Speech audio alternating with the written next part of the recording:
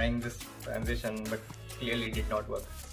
Hi guys, hope you're doing well. Welcome to my channel. In today's video, we'll see the differences of the experience of using an ultra flagship phone and also of using an ultra cheap phone. By the way, my name is Zayed. Welcome to my channel. On our channel, we do a lot of tech reviews so that we can help you make the right purchase decision, and my aim is to help you understand how much that product that you want to purchase would relate to you and how much that would be beneficial to you so that you don't have any regrets later. Along with that, I also do a lot of filmmaking tutorials like easy transitions, easy in-camera transition, and how to shoot YouTube videos if you're on a budget. So make sure to subscribe to my channel and also hit the bell icon to get notified for updates. And also put all your thoughts and suggestions in the comment section below, and whatever questions you have, I'll make sure I give you the accurate answer to everything. So without wasting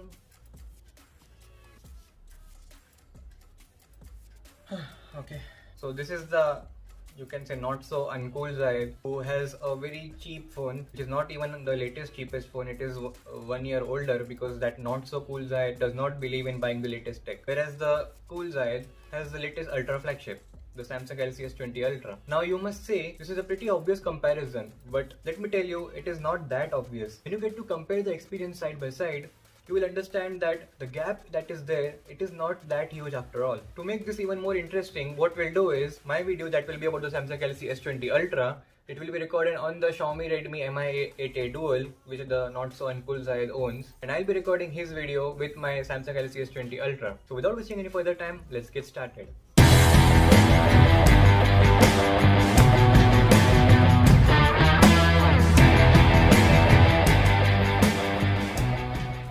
So guys, I'll begin first with the Samsung Galaxy S20 Ultra, and by the way, we are recording with the front camera of the Xiaomi Redmi 8A Dual. That not so uncool Zayed was requesting to shoot it with the back camera because the front camera is not that good, but I like to shoot it with the front camera because I get to see what's there on the video. By the way, I just realized that not so uncool, not so cool, I think I messed it up a bit. Anyways, but you get the point. So starting off with the design first.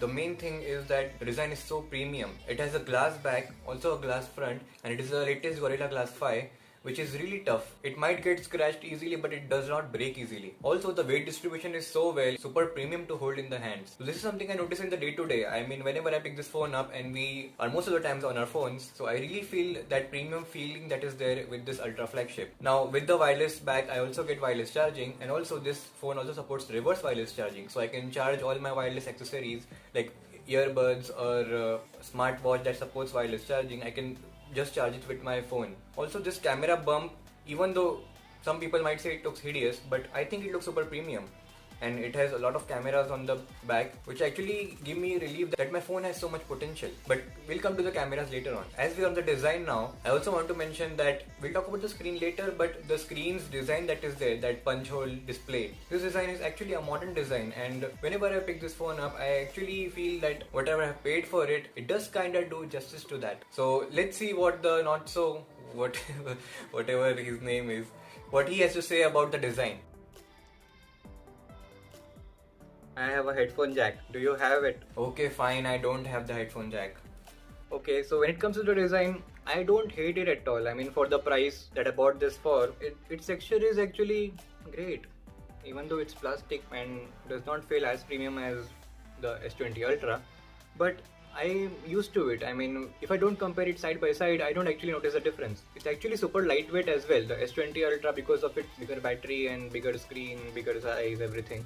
It is actually heavy, but this phone is very light, and I actually love carrying this around. That is why I kinda hate the phones with bigger batteries, you know. I mean, even though I'm not a techie, but still, I know that bigger batteries also lead to more weight of the phone. And this does not have a bad battery, it has a 4000 mAh battery. This is more than enough for me. So the design wise, I must say that actually I like this design and I'm pretty much used to it. I don't have any complaints about it. Yes, he boasts about all the features like wireless charging, reverse wireless charging and stuff, but to be honest, I don't have any wireless accessories, until not as of now. I might buy some later, but still. The design is very compact and it easily fits in my pocket, and I actually love these smaller form factor phones. Yes, I have a teardrop notch here, which is not the most modern design, but still I can hide it in using my settings.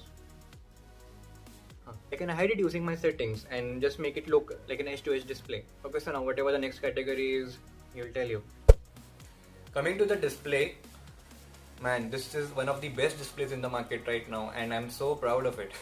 It's a 6.7-inch dynamic AMOLED display with a 120Hz refresh rate. This feels super premium, super smooth. Just scrolling through the UI feels so smooth and so fast. Also, the dynamic AMOLED display gives a really pleasant viewing experience with bright colors, saturated colors, and also you can tweak them as per your liking. And also the brightness goes way too much. And I don't have any issues viewing the screen outside. And man, that 120Hz refresh rate is, I mean, I'm used to it. Just going back to 60 Hz on an Android phone at least feels a lot primitive now to me. So, what do you have to say about your cheap display? So, regarding the display, yes, actually this display is a bit dull. It's not that bright, and I can see individual pixels as well.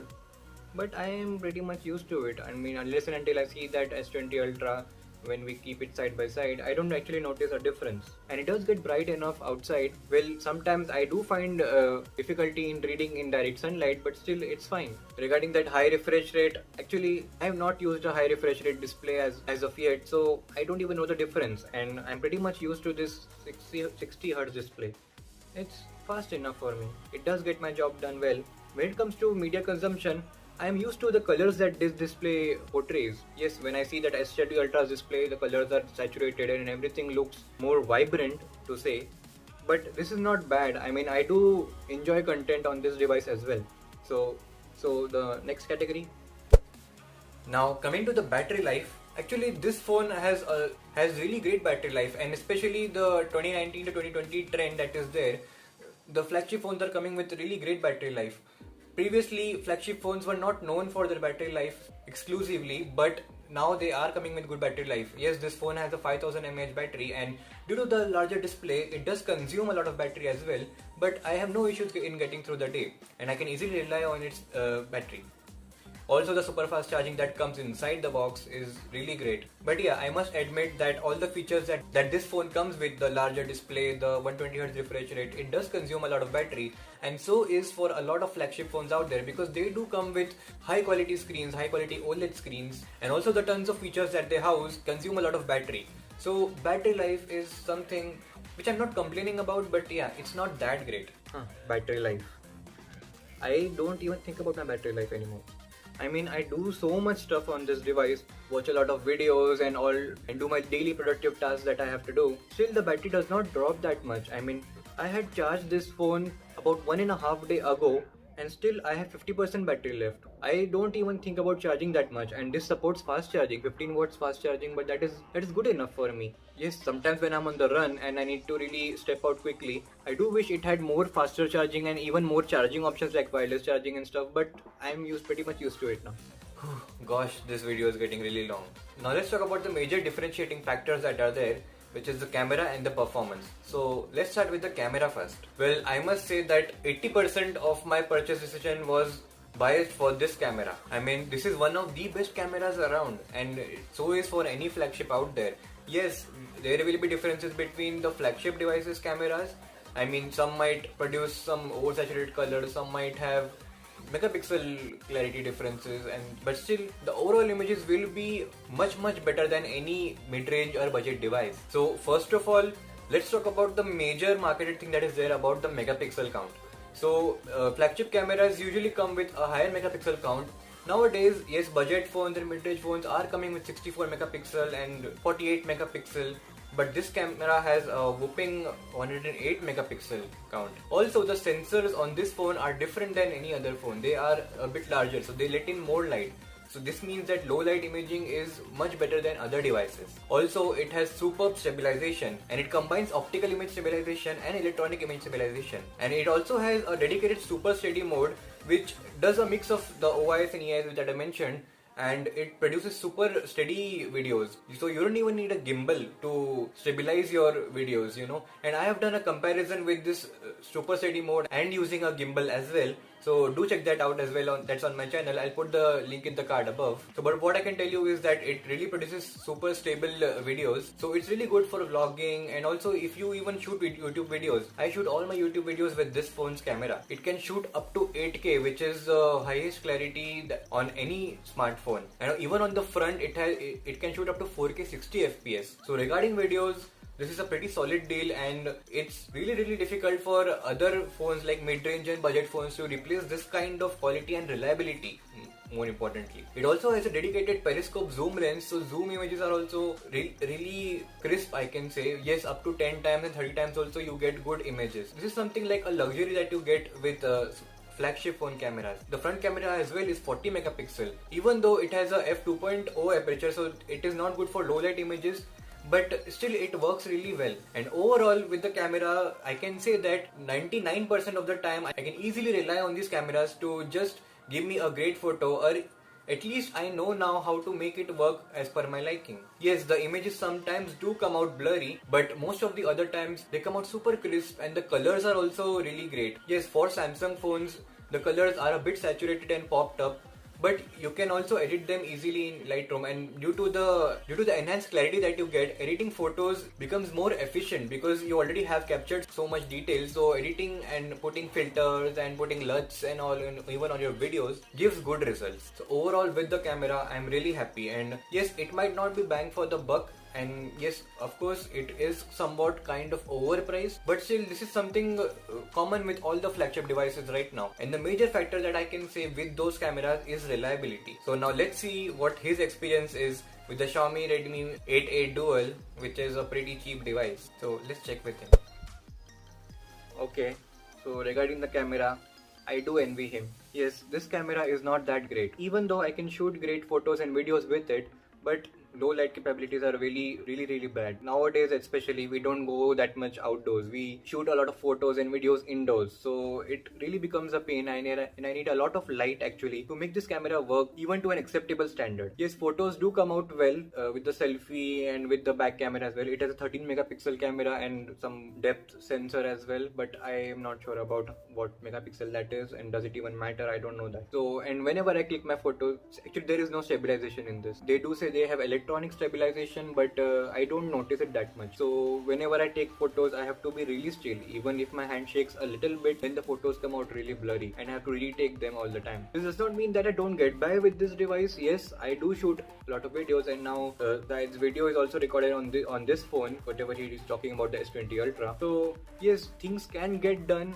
but not so impressively. Also, Zahid actually helped me install the Gcam app on this, and it is not actually Gcam, it is Camera Go, which is actually for the budget devices. It's the Gcam for the budget devices. I use that all the time because I really love how it processes the photos. It makes the photos more sharper, and you can say true to life as well. But there are limitations to that as well, so I cannot utilize the all the features of this camera using that app. And the top camera app has a tendency to smoothen out images and even photos as well. So not that happy with this camera, but I'm just living my life. So over to you for the next segment. Okay, so now let's talk about one of the most important things apart from the camera that we spoke about previously, is the performance, of course. Flagship devices usually come with the latest processor that is available in the market. Like most of the flagship devices come with the Qualcomm Snapdragon latest version, and now they come with the 865 and the 865 Plus. And this is something really great that Apple does, is in all the devices that they release, they put the same high efficient, the most powerful processor that they have. So this is something that is important even in day-to-day tasks, not just for heavy gaming and video editing, but even for day-to-day tasks. The reliability that is there, whenever you do something, whenever you even scroll through the UI, there is less chance that because of this powerful processor, the lagginess will not be there. Even you can say shutter lag, and even when clicking photos and stuff, the processor comes in really handy, and it post-processes the images that well that you can easily notice the difference of a less efficient processor and a more powerful processor. And in that way, Apple actually uses their own processor and their software algorithm to implement deep fusion. What that does is it gives more clarity in those images. This processor actually affects in everything that you do, and whatever you throw at it, even heavy games or even video editing applications, rendering 4K videos, everything is buttery smooth on the powerful processors, especially the Apple Bionic processors. Yes, this one actually has an Exynos processor, and Exynos processors are not known to be that powerful as Qualcomm Snapdragon's processor, but they do come close enough. And to be honest, I have started editing all my YouTube videos on this phone, on the Exynos processor that is on this phone. Even though it has that Exynos 990 SoC, which is not that powerful, I can easily edit 4K videos and also render them. Playing games is also not an issue. Whichever highest high graphic games that I have, I know that this is a powerful device, so it will run that. Yes, due to the Exynos processor, this does not run games that smoothly. There are some frame drops here and there, but the Snapdragon processor and the Apple's Bionic processors are just flawless. Whatever heavy game that you throw at it, it functions really well. So guys, regarding the performance, I'm really happy with this phone. This is what I wanted to convey from this entire video actually, like how much of a difference that you get. We'll see shortly how happy the not so uncool Zahid is with his processor. But paying extra for that latest powerful processor actually makes a lot of difference in day-to-day tasks, and that kind of trust is there that my whatever application that I do on my smartphone will perform that. So how's your processor? Okay, so regarding my processor, I don't know which processor this phone has. Yes, it has a Snapdragon processor, I guess, 439 octa-core. I have edited videos on this phone as well. They do get the job done, but in day-to-day tasks, I think maybe it is the UI that is there. It is really laggy. I mean, not just while scrolling through the UI, but just unlocking the phone sometimes, or even opening the camera app. See, it takes a lot of time to just load the camera, and then there is that shutter lag. I'm not sure if you can see.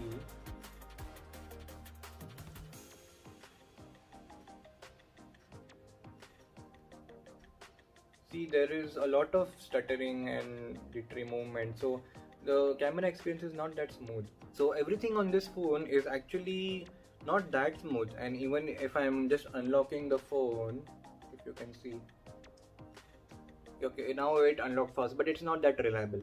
Oh yeah, good question. It does not have any protection to say. I mean, no fingerprint scanner or nothing like that.